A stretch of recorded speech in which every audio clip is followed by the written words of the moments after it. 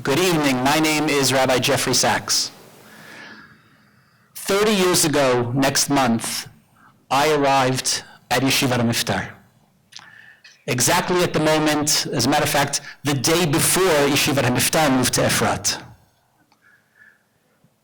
Arriving with my friend Shammai Glicksman, who I'm sure some of you remember, on a Friday afternoon.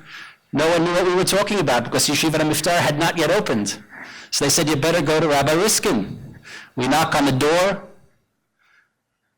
Mrs. Riskin opens it up, sees two hungry yeshiva guys with a lot of suitcases. Glad to welcome Mrs. Riskin here tonight. And that, we're sorry that unfortunately Mrs. Brovender was unable to be with us. But that arrival at Yeshivat HaMiftar, like for so many young men, and like for so many young women at Michlelet Bruria, Medreshet Lindenbaum, was of course life-changing. If I'm not mistaken, you were our first Muslim.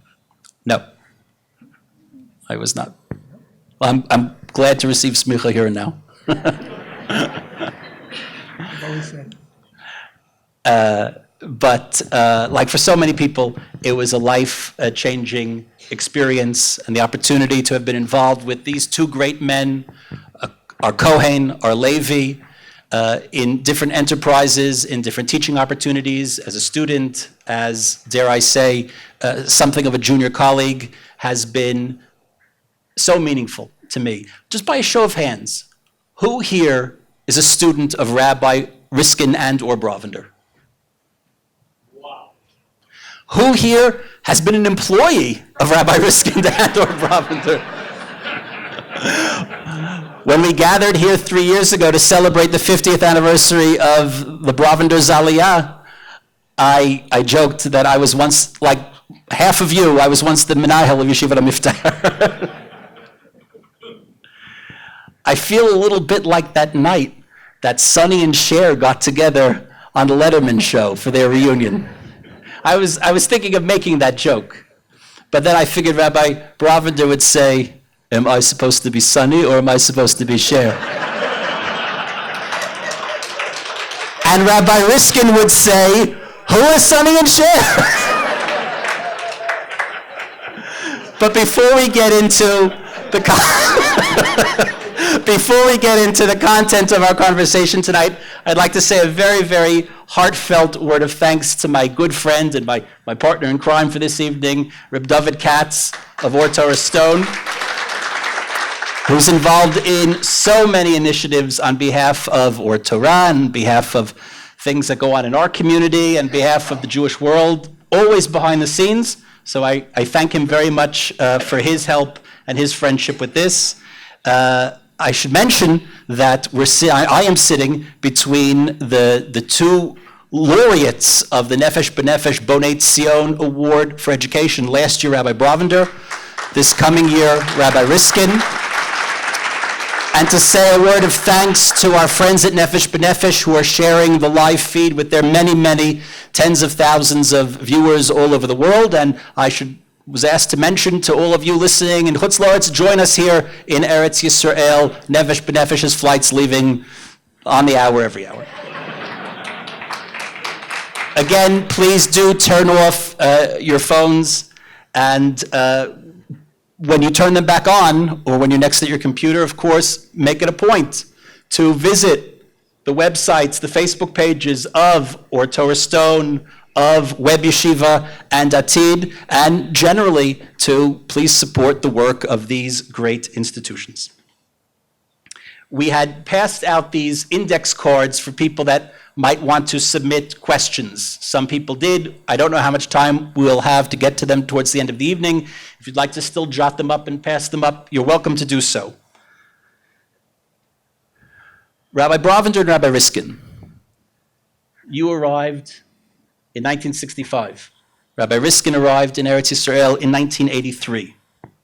Now, looking back so many years later, after so many accomplishments, what would you each tell yourself, your younger self, as you were arriving? What wisdom now, in hindsight, could you have benefited from since you arrived? First, Rabbi Brovender, we'll start with you.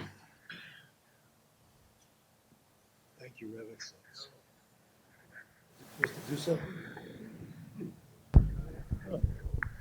Thank you, Rabbi Sachs. Actually, I came here tonight. I thought I would have to tell the jokes. Something rubs off after all. I see the position has been usurped.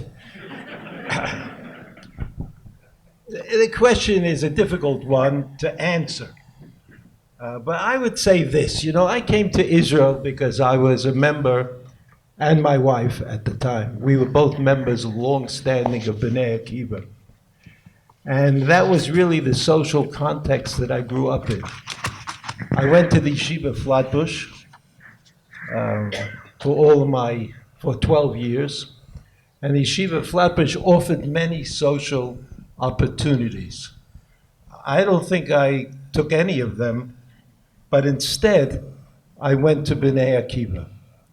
In Bnei Akiva, my thinking about things was formulated, and I believed every word that they told me.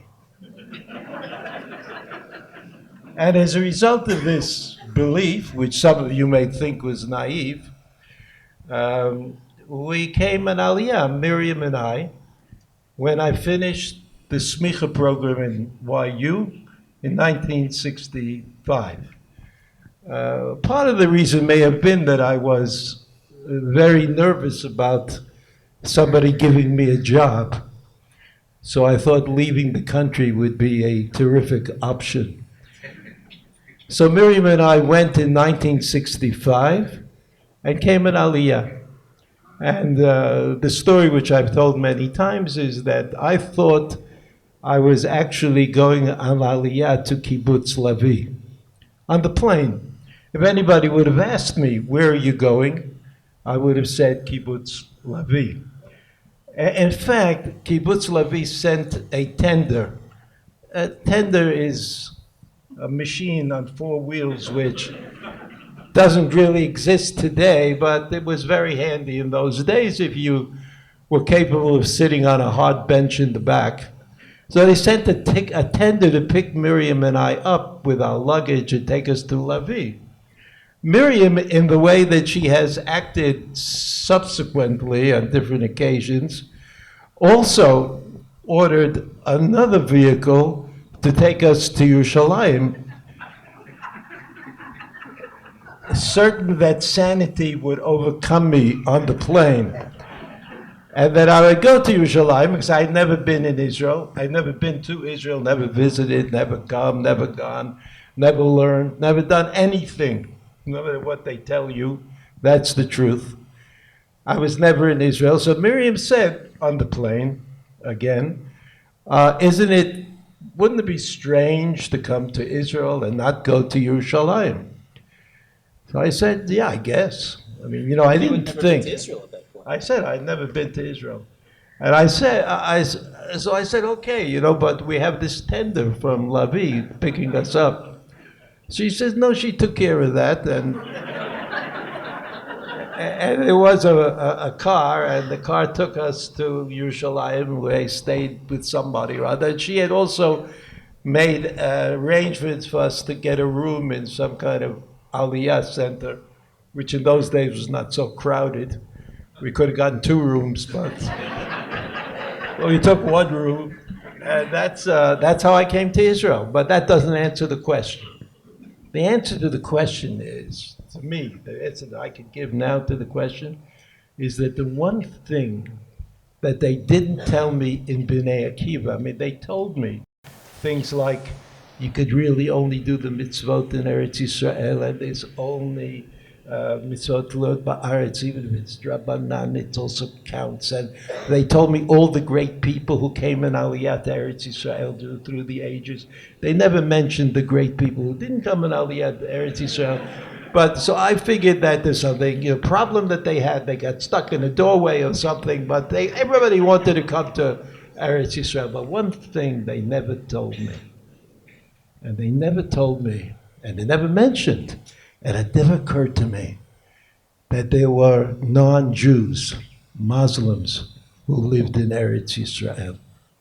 And since I've come to Eretz Yisrael, the question of identity and relationships has been a question that I found most difficult and tried very hard to deal with in a more courageous way than B'nai Akiva was willing to do.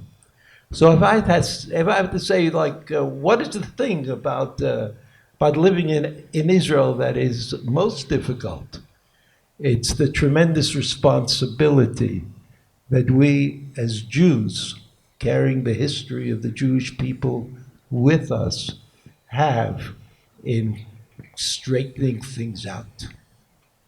That's my answer. We came in 1983.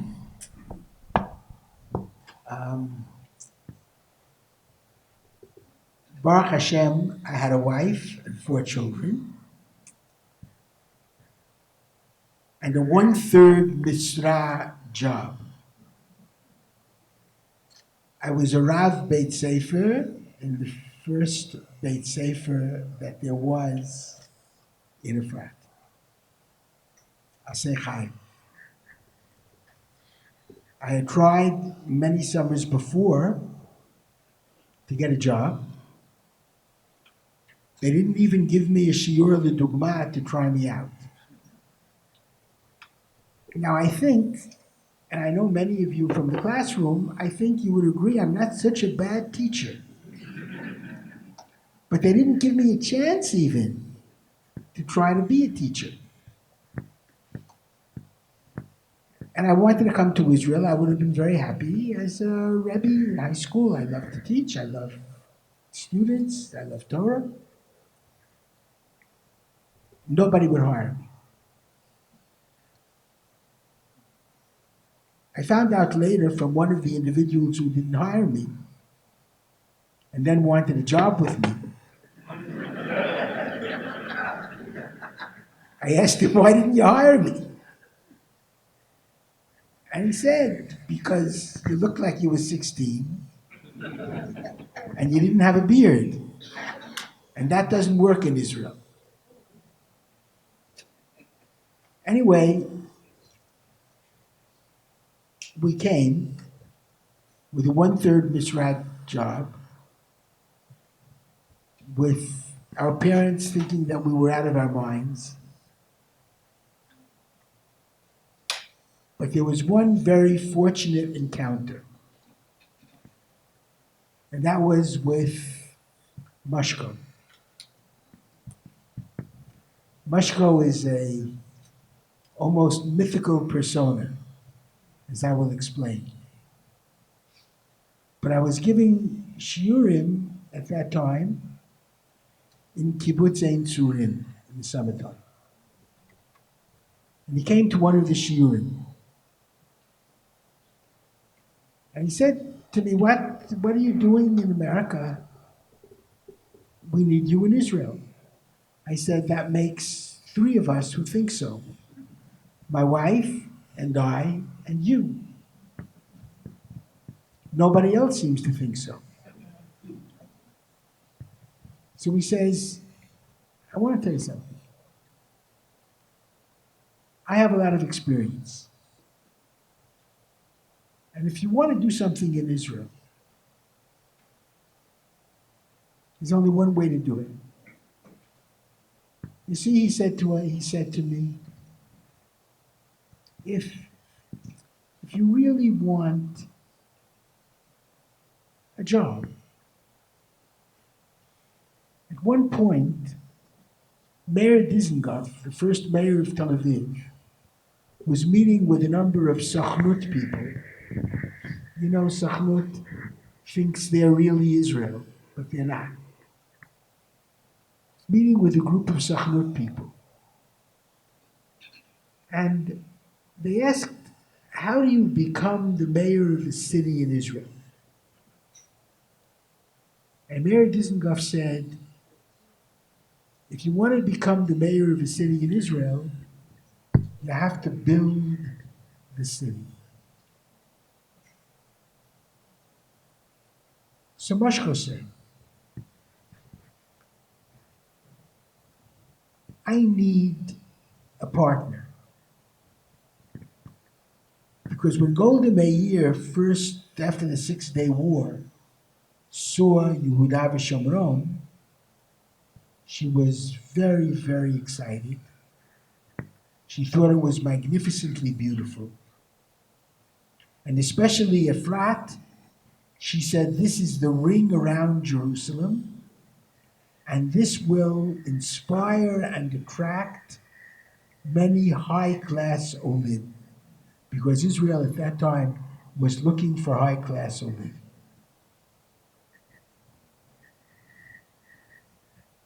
And she mentioned two particular places that had high-class Olim, South Africa and the United States. And she said, when there will be two sizable groups of people who are ready to put down a $1,500 deposit on a house in Efrat, then the city will be able to start to be built. Now, Mashko said to me, you know very well that South Africa and America are English-speaking countries. And he said about himself, he doesn't speak English. But I do. I should be his partner. Junior partner. Junior partner. I have to get the people. He'll get all the rest of the permissions that you have to get. And he said, you'll see. He said about himself, I'll become the mayor, and you'll become the rabbi of Efrat. Now, he couldn't guarantee any of those things. But I was pretty naive, and there was something about him that made me really believe that it was possible. We shook hands. I said, I'll try to get the people. Davened mincha on the spot. It was a beautiful spot, as Yehuda v'Shomron really is. Came back and told my wife. She's much more practical. She looked at me a bit quizzically and she said, don't you think you should check up on this Mashko person? And I said, I will. And I have the perfect person in mind because he had brought Rav Aaron Lichtenstein, Zichrono Livracha. And Tova was an extremely honest person. If you insist, I'll ask Tova. I asked Tova about Mashko. She said, Mashko is Eliyahu Hanavi.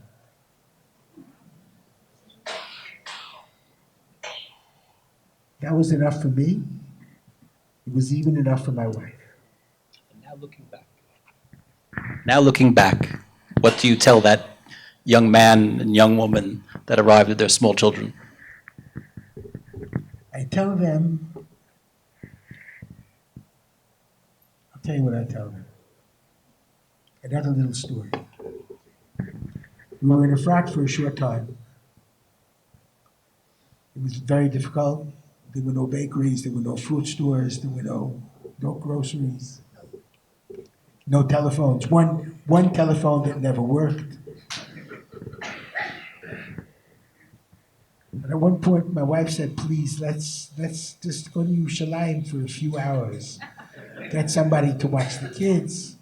We did it. I think we went to a place called Maxie's at that time. The waitress comes, and she says, what do you want? I said, cafe. She said, Ness or Butts? I looked at my wife. We definitely needed a Ness. I said, I want Ness. And I thought to myself, and I think I shared it with my wife, that's a metaphor for Israel. It's either miracle or mud, depending how you look at it. Yeah, one line. And the waitress came, not Ness, not Buds, but Hafuch. Very good. And that is the miracle of Israel. It always comes out Hafuch and better than you ever thought it would be. Excellent. You both, of course, are well known for your very early successes as young men in your careers. You were both, each in your own way. We're still young men. Each in your own way. First, Rabbi Riskin, you on the west side of Manhattan. Rabbi Brovender, once he arrived here and created the institutions that evolved into the yeshiva and to Berea and later Lindenbaum. And of course, in a small apartment on the west side, Lincoln Square Synagogue. I think you were 23 when you began? 24. Rabbi Riskin, Rabbi Brovender, you were about 25 when you started what evolved into the institutions that we all know. And there are some people in this room that even remember those early days. And what you both did really was countercultural. You were each in your own way a maverick at a time when people really tended to walk in well-trodden paths. What you did required vision and conviction. Neither of you peaked early in your careers, as happens with people that have early successes. You kept going on to continue to build and to innovate and to create new institutions and new ways of thinking about things. What in the world gave you then, as even younger men than you are today, the crazy idea that you could do this? Where did you draw your ideas and inspiration from? We'll start with you this time, Rabbi Riskin, briefly. Listen, those who know me know that I don't really plan and I don't really pick up after myself. That, strangely enough, as it sounds, and it may sound, I really work on instinct. And if I think there's something that has to be done, Be'ezrat Hashem, I try to do it. And so far, in my life, the realization of the dreams have been much greater than the dreams. But that characteristic was already part of you as a 23, as a 24-year-old? Where did that come from? I think it was. I think it really was. Lincoln Square. Everybody thought I was crazy for Lincoln Square. They took a study that it was a religious community. It was Lincoln Center, intellectuals, opera house, artists, musicians, a religious.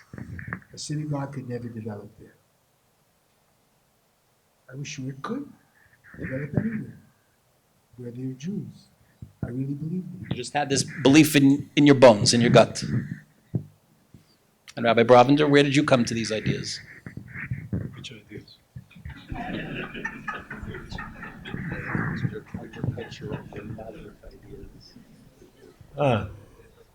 First of all, I should never start a sentence that way.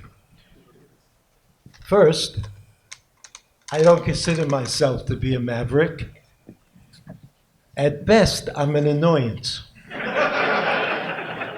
I'm not a maverick. I could explain why, but it's not important. Look, I went to Yeshiva University. Yeshiva University is a kind of a machine that produces rabbis. What you're encouraged in yeshiva to do is to do well at the exams that you're supposed to be taking. And besides that, when I went to yeshiva in my day, which was a couple of years ago, there wasn't much of a yeshiva life. It wasn't like people very much involved in learning. That is not to say that they weren't great scholars. Rabbi Schachter, Rabbi Willig, they were all contemporary. They were contemporaries of mine. And they, of course, were outstanding, but I wouldn't say that the atmosphere in the yeshiva Beit Midrash was nearly the atmosphere that you find there today, which is the result, of course, of Israel, of people coming to Israel and learning yeshiva, going back, etc.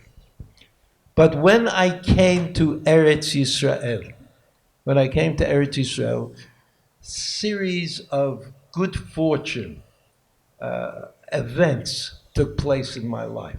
First, I met a friend from Yeshiva University, whose name was Jay Miller, Zichrono Livracha, who he deserves it. The people he influenced know how much he deserved. He deserves their praise. But Jay Miller said, "Come with me." And he took me to a kollel where I spent the better part of the next couple of years, and I learned in that kollel that there were people who just loved to learn. I never met them before. And then upon reflection, it seemed to me that Rabbi Soloveitchik also loved to learn. I didn't know that when I was in the shir. I didn't really realize what was going on. But in retrospect, it turned out that I understood that there's a difference between knowing things and learning. It doesn't mean that if you like to learn, you shouldn't know anything. No, that's not what I mean to say. What I mean to say is that learning is an experience of its own. I didn't know that till I came to Eretz Yisrael and became part of a kollel that was run at that time by a rabbi named Rabbi Elephant, Zichrono Livracha. So that gave me an idea. It gave me an idea that there was an experience that was worth having, even if you didn't become part of that world, the world where you're willing to give up everything to sit and learn. But the idea that a person could find some sort of sustenance from learning, from being part of an age-old tradition, by being able to define himself or eventually herself as a Jewish person through the books that the Jews have produced, was an idea that I found very compelling. And I went for it. I thought it was a good thing to do. As far as my ability to start institutions without knowing what I was doing exactly, I think that, although I don't suggest this to others, but the fact of the matter is that I never realized what it was that I was undertaking from a logistic point of view. It never meant much to me. So I started an institution. I didn't realize that you also needed money. But the truth of the matter is that if you're doing something worthwhile, eventually a little bit of money will come trickling in. And finally, right, when I thought that the day had been done, then Rabbi Riskin appeared and saved the day. Speaking of that, a perfect segue. Speaking of that day that Rabbi Riskin came into on his white horse, we found the last copy of the famous poster, "Building People to Build a World." You are still young, but in this picture, you're both really quite a bit younger. Rabbi Chaim Brovender, Rabbi Shlomo Riskin, two dynamic leaders, two dynamic institutions. Now they are one. Those three last words on the poster have been the fodder of more Purim spiel lines than anything else I know. The poster's now available on eBay, I think. What are your you must have met in Yeshiva College. Rabbi Riskin, you're a drop older than Rabbi Brovender, or drop ahead of him in school. What are your first memories of each other? What are your first memories of then later that time that the two institutions merged? Well, the fact is that we knew each other at yeshiva, no question. I don't remember Rabbi Brovender in the dormitory, however. Were you in the dormitory?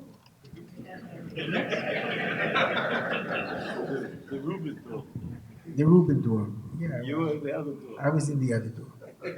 That's why I don't remember. But what was really happening was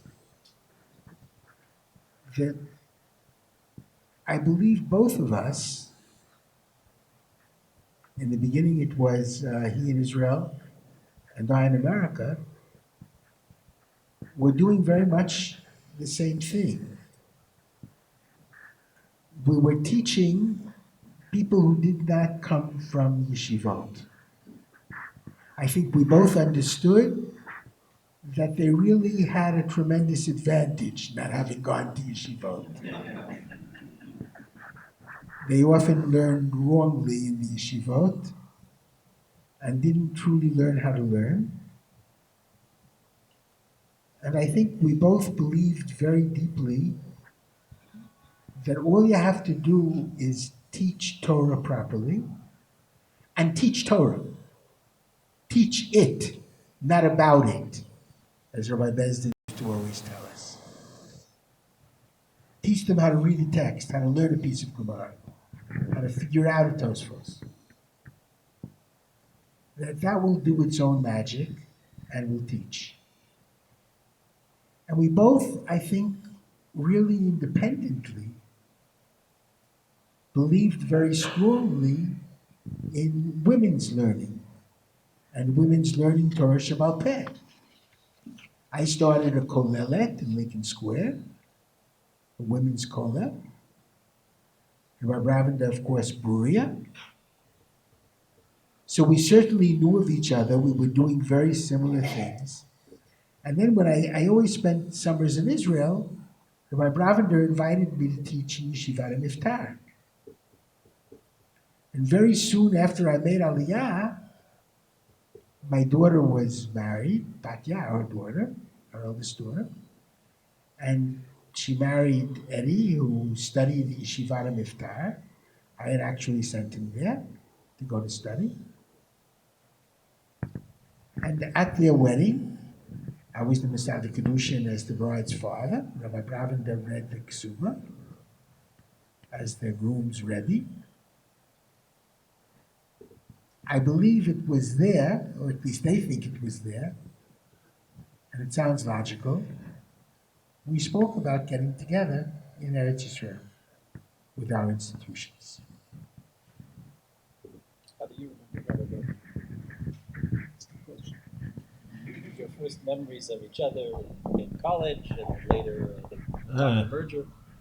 I think I once went to Ein Tzurim and found you there. Met you in Ein Tzurim, I think. Talking to the microphone. No, you don't remember that? Oh, we're even. I don't remember any of your stories. You don't remember any of my stories, right?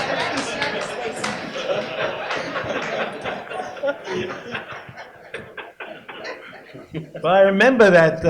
It's like an old married couple. I could be sitting with my parents. Hey, come on, give us a chance. In YU, I remember Rabbi Riskin walking up and down the dormitory on his floor. I don't know why I was there, studying for a test in Greek. Could that be? That could very well be. And I know that I wasn't involved, but Rabbi Riskin was very involved in the YU outreach kind of programs. You went to seminars, and you went to Australia once. Never went to Australia then, but I went to seminars. Where did you go? Then I didn't go to Australia, no, only later. But you didn't go any place on these seminar programs? I went to seminars in Muncie. Muncie was enough of a quaint place for me to visit. From Brooklyn to Muncie, believe me, it's a big jump. So I never had anything to do with seminar or with baalei teshuvah, but I gave a lot of shiurim in the context of Bnei Akiva, where, you had to excuse whatever you were doing by giving a shiur. So I was the one who did that much of the time. I remember that in Lincoln Square, when you were the rabbi in Lincoln Square once, I think it was engineered by Ron Balsheim. Remember Ron Balsheim? Sure do. So he decided, he was a very entrepreneurial type of person who was not always successful, but he was entrepreneurial. So he, I think, arranged, one time I was in Lincoln Square Wednesday night, you gave that class on the love life of the Avot or something like that. Sounds right. So that was like Wednesday night. So there was a shiur, you gave a shiur in Chumash, where you read the words. And then there were very few people who came. And then you talked about the love life of the Avos, and you couldn't get into the building. And in between, I think you must have davened, Mariv or something. In any event, you invited me to sit next to you on the, wherever that was. I'm trying to recall the old Lincoln Square synagogue, what it looked like. So there was a seat next to your seat. So I was able to sit there, and then you introduced me very nicely to the audience. Of course, no one had ever heard of me because I came from Brooklyn. So did I, though. I know, but you had overcome. I had not, I was just another person from Brooklyn. And so that's what I remember. In Israel, I remember that we met in Ein Surim. We used to go in the summers and give shiurim, and you were preparing shiurim that you would give during the year, if I recall, as I recall. But what was the question exactly? The merger. The merger was, I think at the time, was a great idea. And all the naysayers were convinced. Not all, they weren't all convinced, but enough of them were convinced to make it. I thought it was a good idea in any event. Even though I think our dreams, Rabbi Riskin and myself, our dreams for what we wanted to do and what we wanted to accomplish were not the same. They weren't in conflict necessarily, but they weren't the same. Well, speaking of that point, Rabbi Riskin, you are unabashedly and proudly very much, and have been for very many years, the face of modern orthodoxy as a religious community, as an ideological movement. Rabbi Brovender, I often say that you, in fact, are the most modern Orthodox person I know in your mindset. But there's no doubt that over the years you have become more connected to the right wing or the Charedi world, although intentionally you've worn a blue shirt and Crocs tonight, just to show me that I'm wrong. All three people sitting here are wearing ties. It's true. I'd like to ask each of you, what do you think that the modern Orthodox world can learn from our Charedi brothers and sisters, and what can the Charedi world gain from the modern Orthodox world? We'll take the bait first. What can modern Orthodoxy learn from the Haredi world? I think two very important things. The first that they have already learned, and And that was the importance of Talmud Torah. For the Zionist movement, of course, Eretz Yisrael was very, very important. And conquering Eretz Yisrael, fighting back for Eretz Yisrael, was very, very important. And the army was very important, probably has become a major mitzvah for those of us who live here. And I believe that the commitment of Torah learning that the Charedis do have is something that modern Orthodoxy learned, religious Zionism learned, and that's what gave birth to the Yeshivat Hesder movement. And that was very, very important. The other thing that I think that that the modern Orthodox world could learn from the Haredi world is basically that modern Orthodoxy is not compromise Orthodoxy. That modern Orthodoxy believes in halacha, no fooling around, which means shachris mincha ma'ariv, which means commitment to halachic detail. One cannot and should not say, I'm modern Orthodox, so my wife doesn't have to cover her hair. I'm modern Orthodox, so I don't necessarily have to go to minyan every day.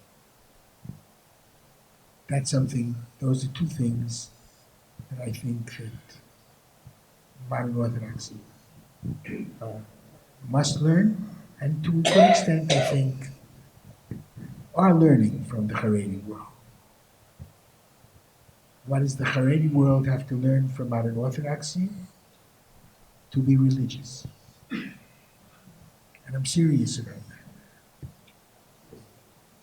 They haven't learned to see God in the world. That's critically important as far as I'm concerned. And I can't, for the life of me, understand how people, especially who live in Israel, don't say Hallel on Yom HaTzmaut. Well, you don't have to necessarily say Hallel, but celebrate Yom HaTzmaut and feel the miracle of Yom HaTzmaut. They haven't learned it yet, and I feel sorry for them for not having learned it. Rabbi Brovender?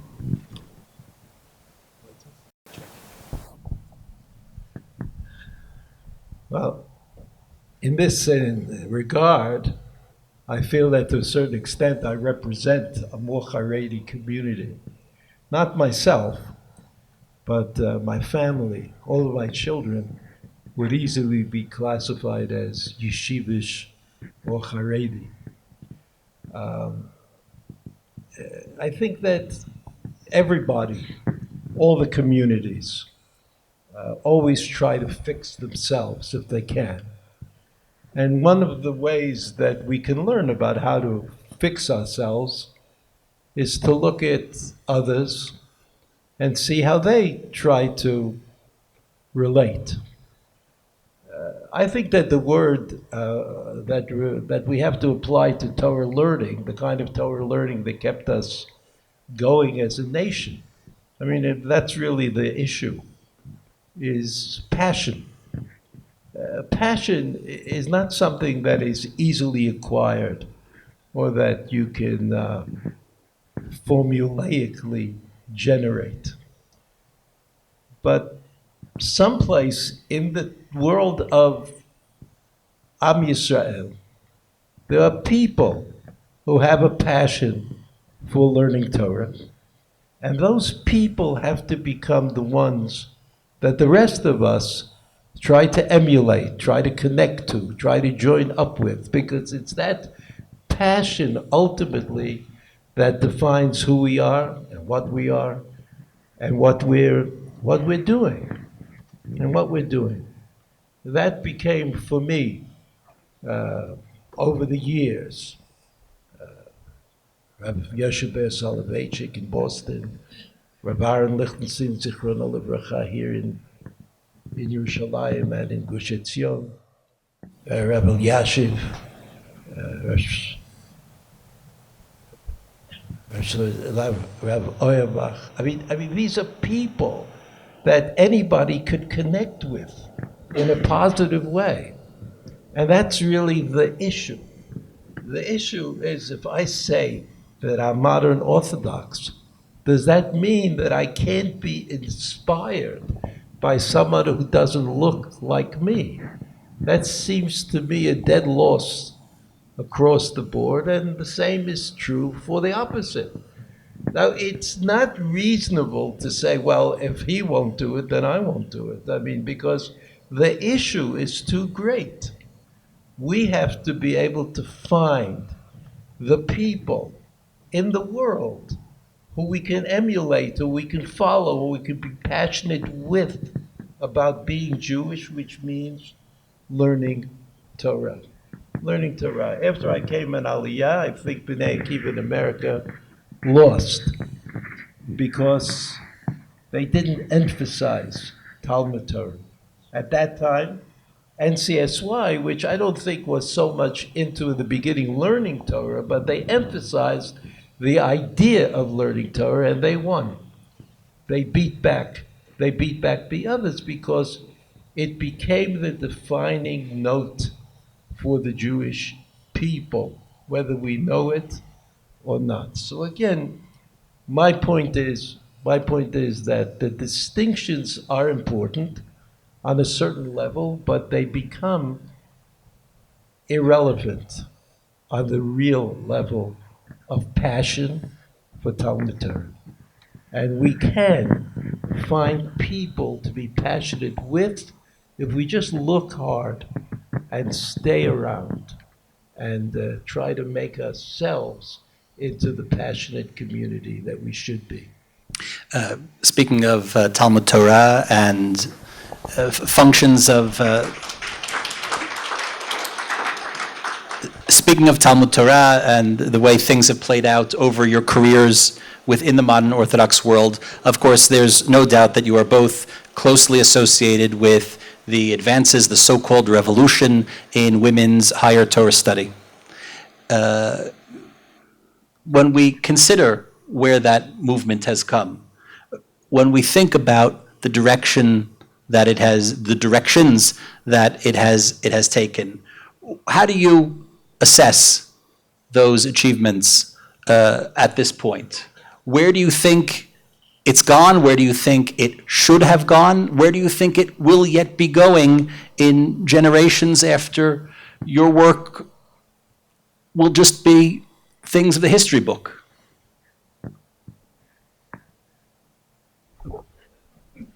Rabbi Brovender, you start. I haven't got a clue. Okay. Rabbi Riskin speaks, I can disagree with him. That's how you know what to What say. am I going to say? That's how you know how to say, right? Correct. Look,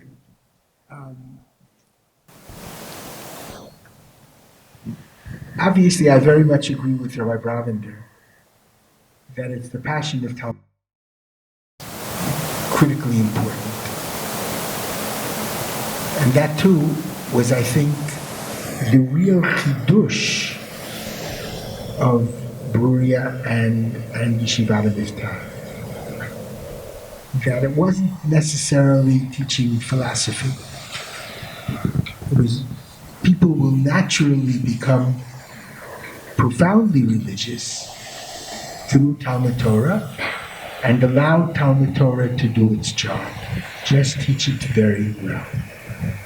I think that's what we both proved, and I think that was a success when we worked individually, and the double success when we worked together. I've always felt passionate about women learning Torah too.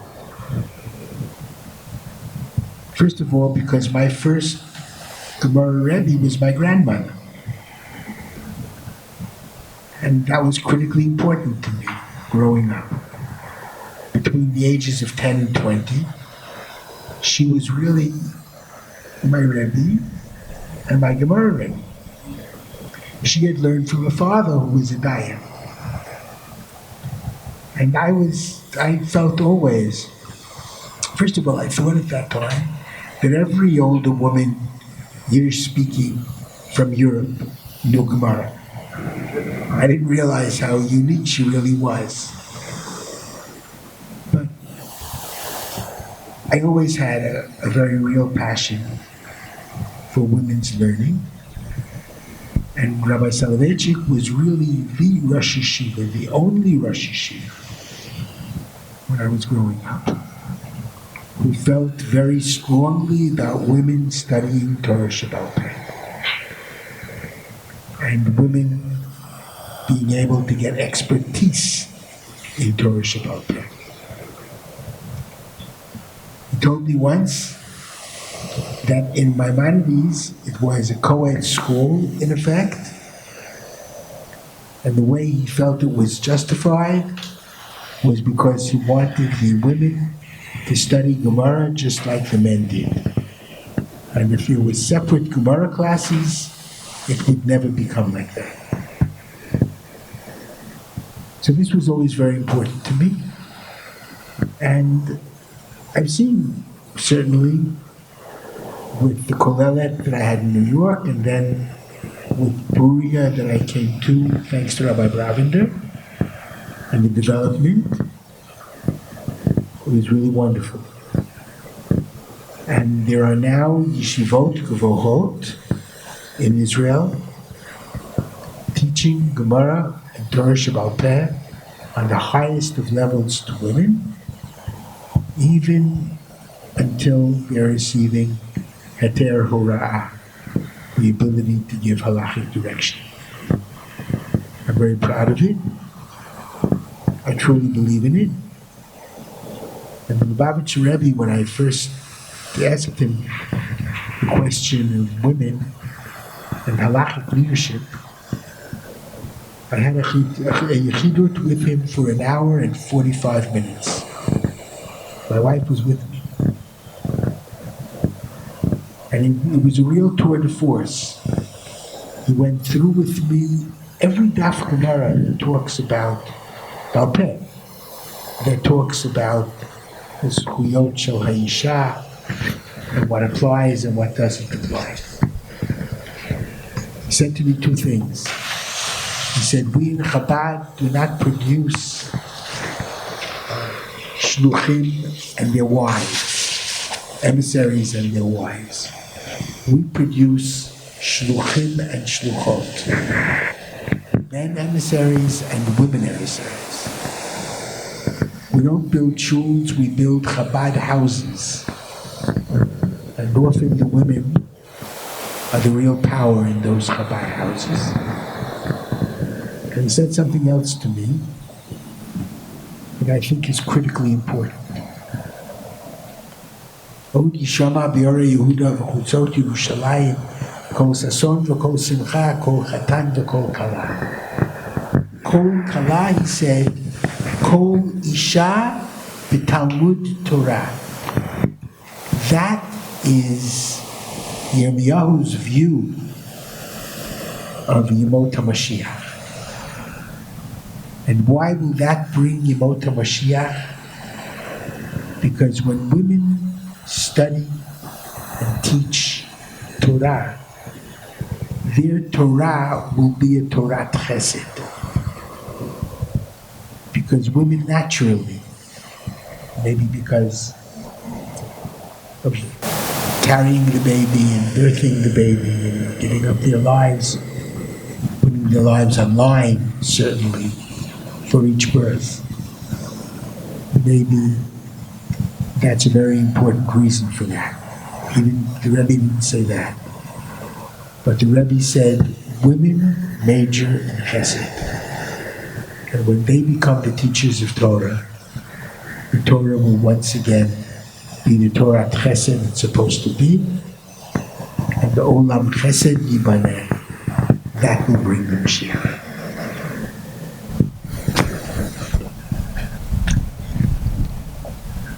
I'd just like to add a point.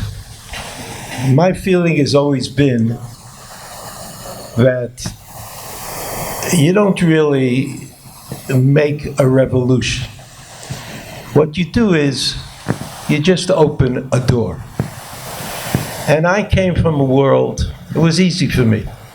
I came from a world where women were respected and their credibility as academics and intellectuals and scholars did not fall short of the credit given to men.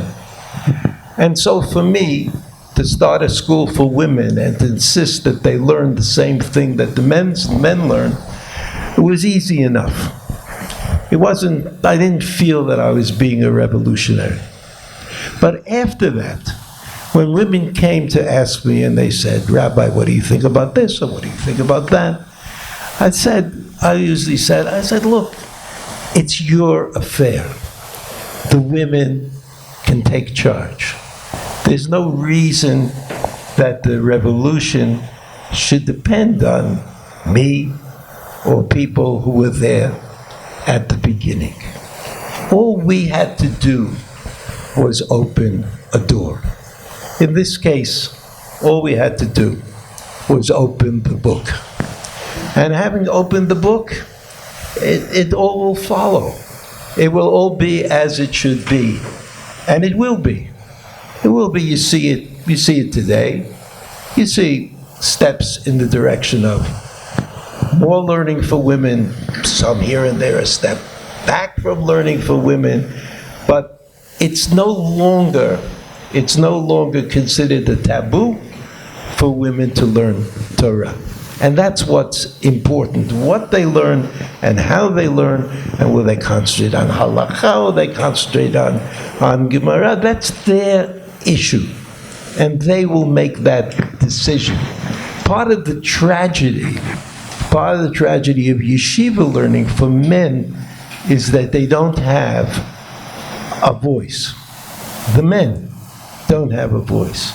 And they're taught not to have a voice, and therefore a lot of them get trounced. What do you mean by that? Well, people get to know themselves a little bit.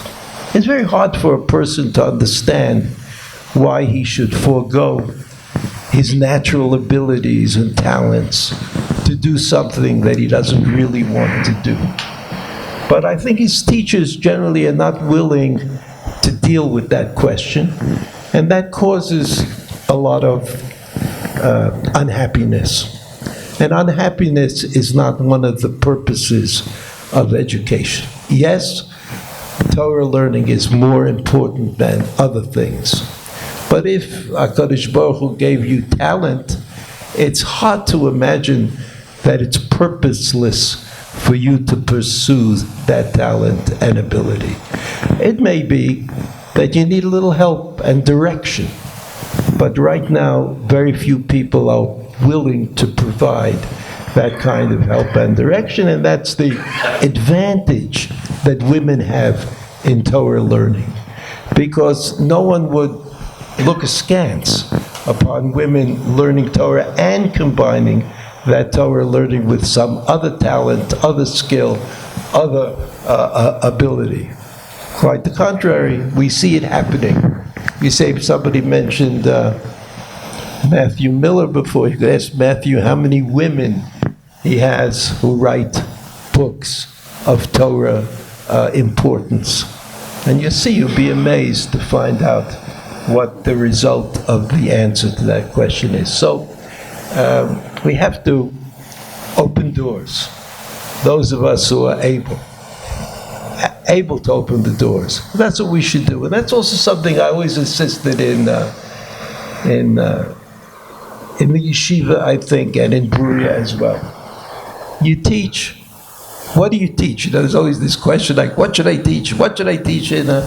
What are we learning? And so there's this word that I despise called curriculum, which is deus ex machina of what is supposed to happen now. So in Israel, if you've learned Sefer Dvarim 16 times by the time you're 7 years old, but it says in the curriculum that that's what you're supposed to do, that's what you do. Curriculum is a very bad idea. What is a good idea is that people should teach first things that they know. Second thing, even more important, they should teach things that they love. And no student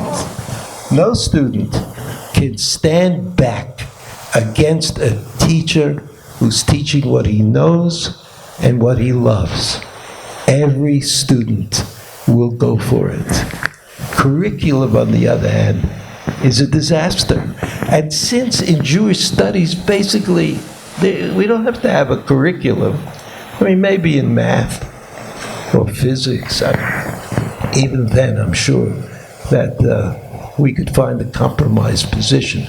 But for us who are teachers of Torah, the Torah doesn't have a curriculum. The Torah has to be loved, has to be appreciated, has to be wondered at. There was this man that I learned one Seder with my son in the Mir Yeshiva. Mir Yeshiva is a very big yeshiva in Yerushalayim. And what they did, what the Rosh Yeshiva doesn't, Tzvi Finkel Zichrono Livracha, is he allowed the students to set up chaburot, groups, in which each group went the way that the students wanted to go. Students wanted to know halacha, or they wanted to know this halacha, or that halacha. So you had all these groups learning. Everybody was learning what they wanted to learn and was where they wanted to be. And that produced a tremendous amount of energy in the various Batei Midrash. I'm not saying that the mere solution is a good solution for everybody, but I think that that's the criteria. That's the criteria. If you can't teach what you know and you can't teach what you love, then you should not be a teacher. You both very eloquently answered my question and very cleverly dodged the thorn at the end, which was about the future of women's learning. So let me rephrase it in a more pointed way, the way that a few people had in the submitted questions. In 20 years from now, like it or not, do you believe that in the mainstream modern Orthodox community, there will be women rabbis? That's it. I can't understand you. Write me a note. He has it. Here, switch microphones. What? Switch microphones.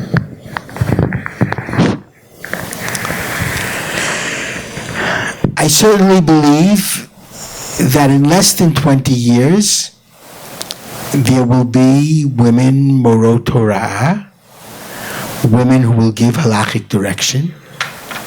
We have them now. We have them here now as well. I have a difficulty. I'm not asking you to tell us what you would like to see. I'm asking you to predict the future.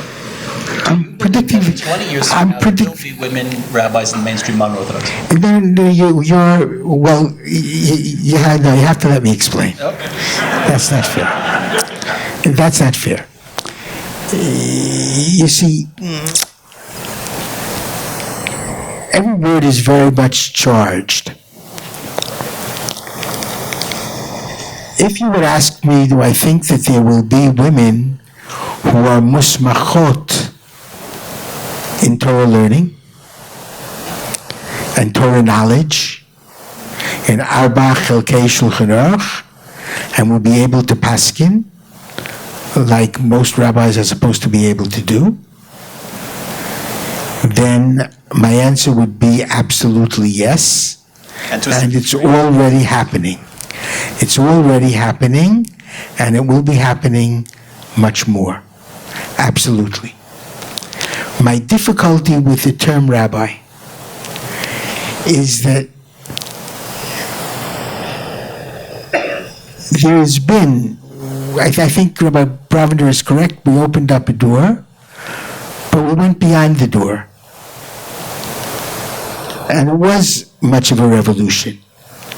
When we started teaching Gemara to women in America with my Kolelet and in Israel with Bruria, I believe it was the only place where women could come and study Torah Sheba'al Peh on that level. So it was more than opening up a door, because it became a revolution, because there are many more institutions that are doing that today. What I don't believe is that Judaism is egalitarian. There are men rabbis, therefore there have to be women rabbis. I don't believe that. I believe that Judaism sees a complementary relationship between men and women, not necessarily an egalitarian relationship. It's Birkat Kohanim and not Kohanot who rise to bless the congregations, and so on and so on and so on. So here I believe that if what you mean by women rabbis is Morot Hora'ah, halachic direction, the answer is absolutely yes. I would even go so far as to say, and there are many poskim who have already said it, the halacha psuka, for example, in the new Choshen Mishpat of the Shulchan Aruch that came out not long ago under the gushpanka of Rabbi Avram Shapiro of Merkas Harav. I do believe very strongly that there even can be women dayanot as long as they are accepted by the community at large, Roshei Moitzah, etc., and accepted by the people who come to them. But I do not necessarily believe that there will be women rabbis in the sense that just there are male rabbis, there are women rabbis, because there are many things within synagogue life, like Kriyat Torah and Tfilah B'tzibur, that women cannot be motzi men and women, and in a mixed service of men and women, you can't have women doing those things. So I think the language is important, but I do believe, maybe more than what Rabbi Brovender said, we did more than open a door. I think it was revolutionary. I think what's happening will happen much more, and women's Torah learning will become de rigueur and will add a great deal, as the Lubavitcher Rebbe said it beautifully, to the chesed in halacha. Rabbi Brovender, do you want to add to that? Disagree with it? Of course. If the question is, what will be in 20 years? The answer from a person who doesn't know what he's going to eat for lunch tomorrow, it's got to be no contest. I haven't got a clue.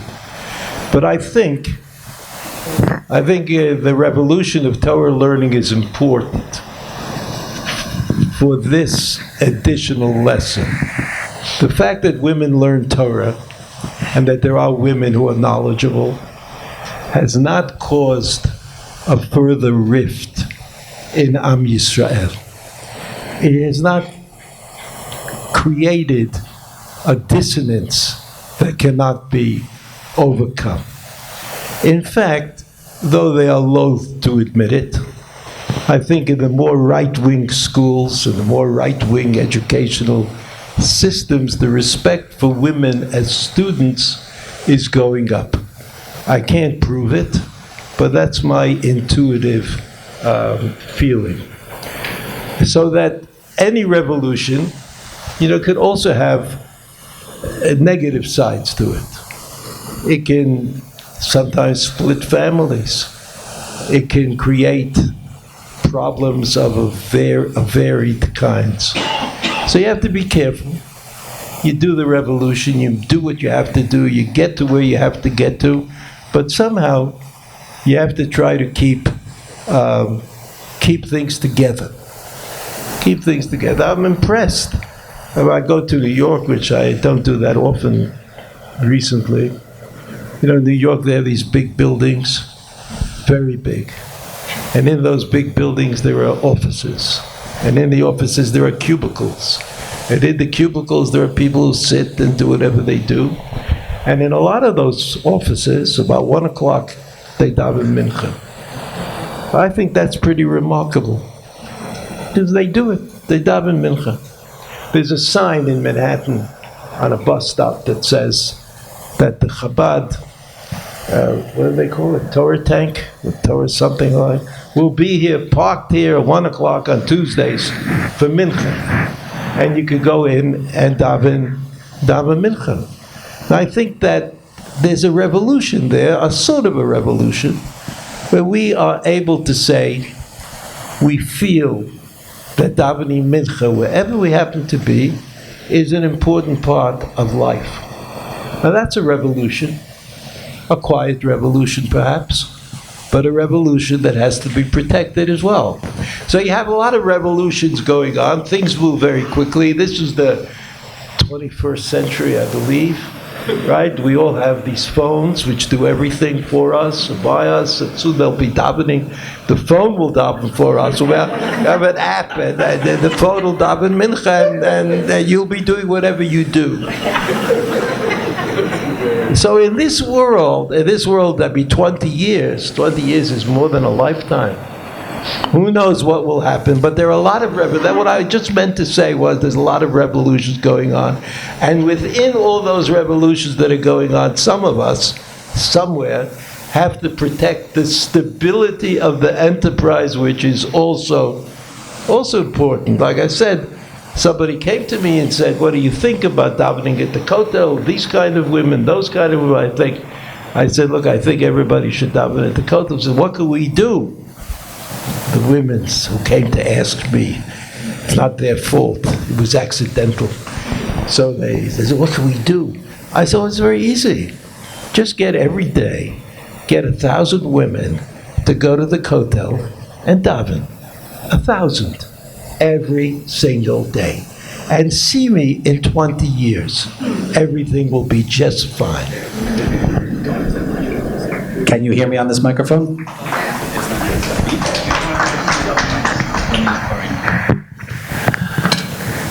Do you notice how nicely they're agreeing about everything? Let me try to highlight something that I think, and in my conversations with each of you before tonight, I think represents a kind of difference in view, if not in value. Rabbi Brovender, you always felt that learning in the yeshiva, in Bruria, was about learning. You said just now that you thought it was about opening the page of the Talmud to women, and women walked through that door, and where they went, that was really up to them. And, with that, you're able to give them license to go off, and people went many different directions. But that has nothing to do with you, was the exact phrase you said to me this afternoon. And our friend Nomi Berman actually pointed out that this question is larger than just the gender question of, in the so-called revolution of women's study, what the consequences were, where it led to. Because that represents a point of view, let's call it an educational philosophy, that was equally true for men. You were initially very ambivalent about the idea of creating a smicha kollel in the yeshiva to produce rabbis that were going to go out and serve congregations. You thought the yeshiva was about learning towards learning. And Rabbi Riskin, you always kind of emphasized the idea that it was, without minimizing the value of Talmud Torah Lishma, but it was learning toward ordination, learning toward becoming a teacher or a communal leader or a synagogue rabbi, and in Lindenbaum, learning towards some type of certification, not a rabbinic ordination as we've just heard, but some type of certification to a note or the like. And it seems to me that this represents a kind of difference of worldview about the purpose of the institution. So I'm curious how you each kind of came to this position, how you each came to this worldview, and how you saw it work out in practice in the institutions.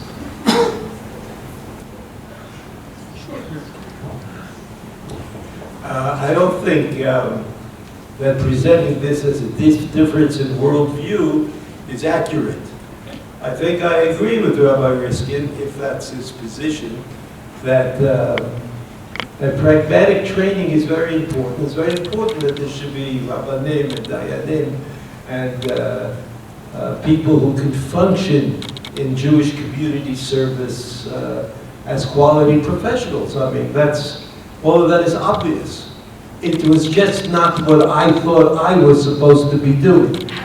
And that's a different matter. I had no qualms about the fact that people came out of the yeshiva, went into the rabbinate, and did things that were positive in the Jewish community. I mean, I think that's wonderful, and that the training that they received in the yeshiva, the auxiliary training, was probably contributed greatly to that. But I thought in my imagined romantic sense of, romantic means it's not true, and it never happened. But I had this romantic idea that there could be a community of people who were in love with the Torah, and that would guide them in the way they acted out in life. And that was not an obvious or easy experience to grant. And so that at a certain point I may have felt that practical training was counter-indicated to the dream that I had, to the romantic dream that I had. I think it was a matter of, I was very, and remain, I think, to a large extent, very naive about when I think about what was going on in Volozhin, I have a very naive picture in my mind of what was going on in the yeshivas in Europe. But I wanted to give that picture, naive though it may have been, over to students, to the various students, and I felt the problem with women's education that I didn't have that to be romantic about.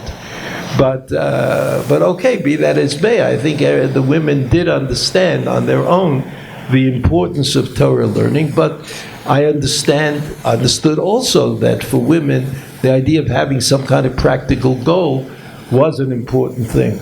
So I was not opposed, in theory, to the practical aspects of training, but I thought that I wanted to pass on this romantic notion, everybody knows that if you're in a yeshiva in Europe, like this yeshiva doesn't exist, right? I'm making it up in my head.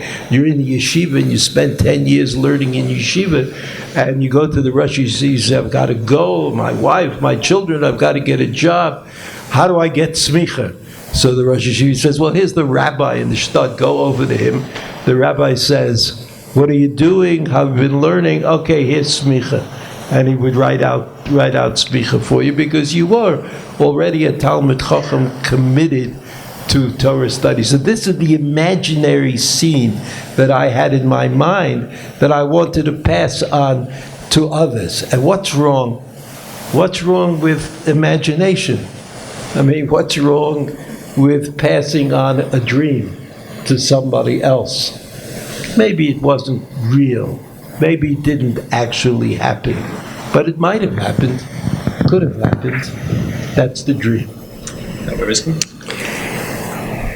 I want to tell you briefly one of my favorite Rabbi Brovender stories. I won't go into the background of it all. He gave it at the dedication of our yeshiva, which is now Yeshivat Machanaim. He once went to see the Lubavitcher Rebbe, at the great urging. Rabbi Brovender probably would not like to admit that publicly, but at the great urging of his Rebbitzin, he agreed to see the Lubavitcher Rebbe. And in the course of that discussion, the Lubavitcher Rebbe asked him, "Was tut ihr? What do you do?"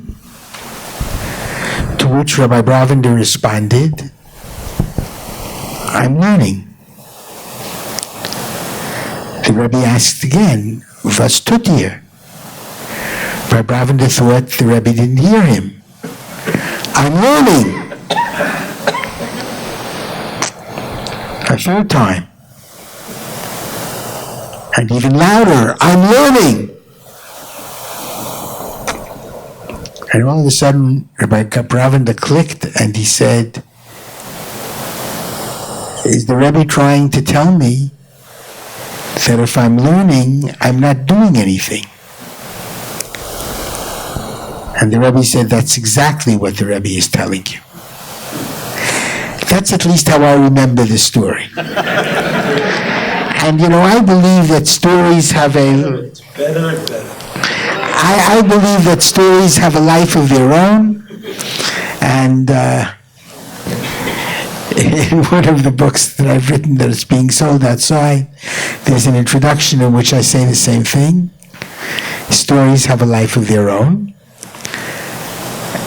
And I think that the Lubavitcher Rebbe was 100% correct. Teaching, in other words, learning Torah in order to teach Torah and to spread Torah is not practical. It's the source of the mitzvah of Talmud Torah. The Rambam defines the mitzvah of Talmud Torah initially from the pasuk V'shinantam levanecha, to teach Torah onwards. That is the real mitzvah. To teach Torah ultimately to the world. That's what I believe with all my heart. And teaching Torah is the best expression, the highest expression of that passion of learning Torah that Rabbi Brovender spoke earlier so eloquently about. That if one really has passion about something, he wants to share it with others. The Rambam says that as well. And therefore, it's very much part of the mitzvah itself. Now, I didn't say that we don't ordain women. We do ordain women. We give them... Not ordained as rabbis. That's right, because rabbis are usually those who preside over synagogues. That I have a problem with. But, right, exactly, as long as that's clear. But if one is really excited about learning, he's going to want to teach, naturally. He's going to want to share it with others. And I think that's what the Lubavitcher Rebbe meant as well. And therefore, Gadol Talmud Shemevi Lidei Maaseh. You have to do something with the Torah, spread the Torah, teach the Torah, and that's how the world can be changed. We have time only for another question or two. If I phrased it too sharply, that this was a difference of worldview instead of difference of maybe perhaps of emphasis, I think there was something, an educational position, in which the two of you were completely simpatico, exactly on the same page. Yeshiva Miftar, and to a certain degree, in the earlier years of Bruria, were known in the 1970s and early 80s as baalei teshuvah institutions, without getting into the depths of what that means and to what degree that is or is not a useful category. But if that's true, they were countercultural in that regard. There were, of course, many other institutions that young men and young women passing through Jerusalem after the Six-Day War, throughout the 70s up to the 80s, could have landed in. The yeshiva operated, if it was a baalei teshuvah yeshiva, as the softest of the soft cell. No one was ever manipulated. There was an absolute distaste to what, according to rumor, may have gone on in some other institutions. No brainwashing, no manipulation. Tuvia Kaplan once pointed out, I think, very trenchantly, that the greatness of the yeshiva and also Berea was that everybody felt validated for who they were and where they were going. And people went in very, very different directions, left, right, and center. And nobody ever felt if you didn't fit into a mold, you didn't fit into the institution in ways that were not necessarily replicated in other institutions. And this was something that I believe you both agreed on, and you both came to the institutions with this common sense of what learning and teaching and a Beit Midrash is. How did you come to these ideas? Why did you feel so intuitively this was the right way to teach when it wasn't necessarily de rigueur in every other institution?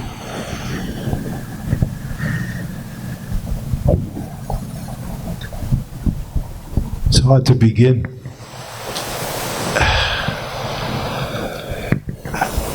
I'm not sure. I mean, it's hard to pinpoint things of that kind. But as I said, this is the third time that I mentioned that I went to the Yeshiva Flatbush for 12 years. And at the Yeshiva Flatbush in those days, today it's probably not quite the same, there was a variety. The student body was varied, religiously, academically. We were all kinds of people in that setting. And somehow I think, you have to understand, it was very liberal, Yeshiva Flatbush, from what you would think of today. Rabbi Riskin, however, went to a right-wing institution, right, which I stayed away from. Look, I think that kind of, while it's a little dangerous to send your children to a school that doesn't have a clear-cut ideology, what you might profit from that kind of a school is that even people that you disagree with might be worth listening to and talking to. So it may be that I should give them the thanks for my open-mindedness, if in fact anybody here thinks that being open-minded is an advantage. For me, it was very simple. I learned it. One of the very important messages I got from Rav Aaron Soloveitchik, actually, my Rebbe's brother. Vayivra Elokim et ha'adam b'tzalmo. God created the human being in His image.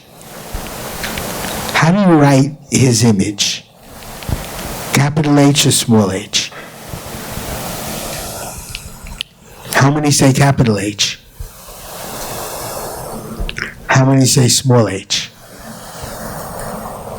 Most of you aren't saying. I hope that means you aren't thinking.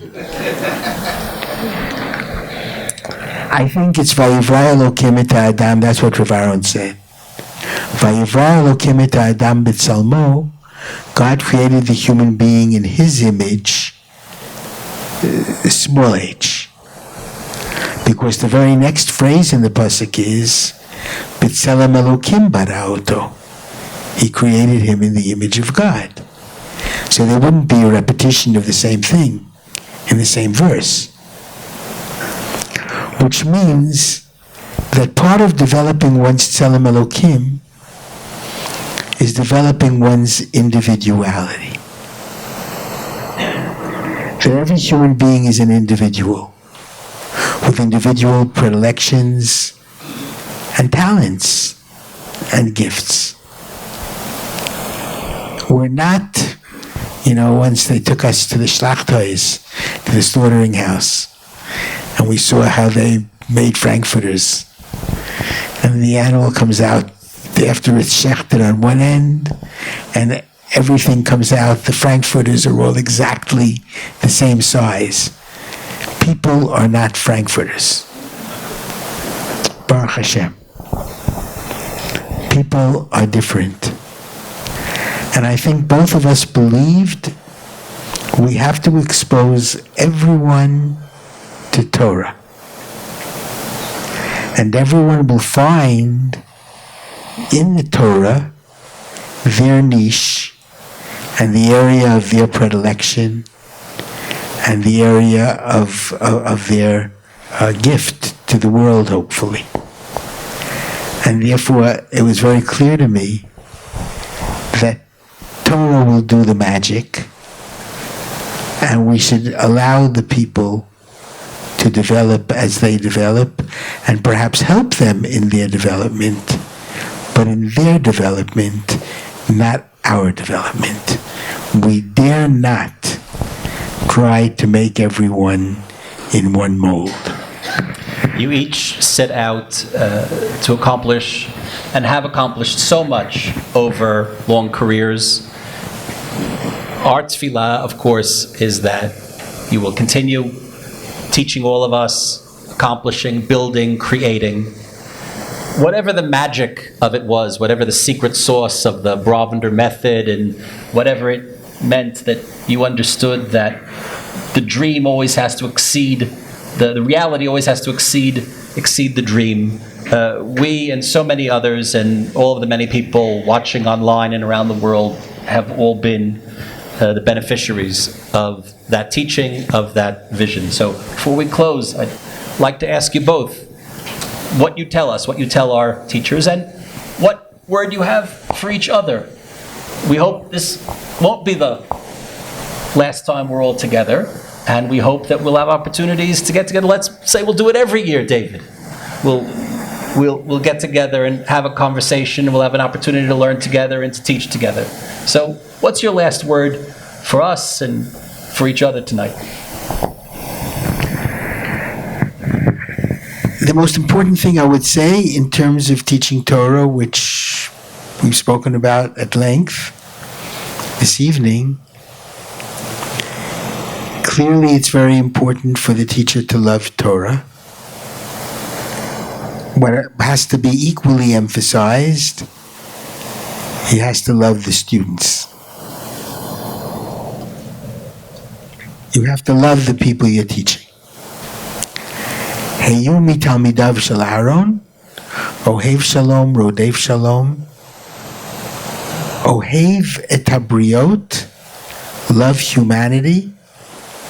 The Mishnah in Avot is saying that Torah is ultimately for all of humanity,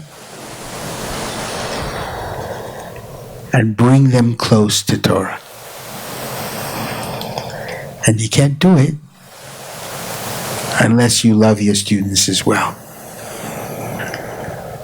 And both of us have chosen Chinuch as the source, very important source of our, not our livelihood as much as our lives. And I think the most important thing is, of course, love of Torah, but love of the student, first and foremost. And that's what you have to look for in any teacher of any of your loved ones. Brovender, closing thoughts? A light note. Is that all right? We would expect nothing less. Well, imagine that if, we're granted long life, Rabbi Riskin and I, and in 20 years from now this occasion comes up again, you'd have to have the dais lowered so it would work for the wheelchairs, They come in. Room for Filipinos.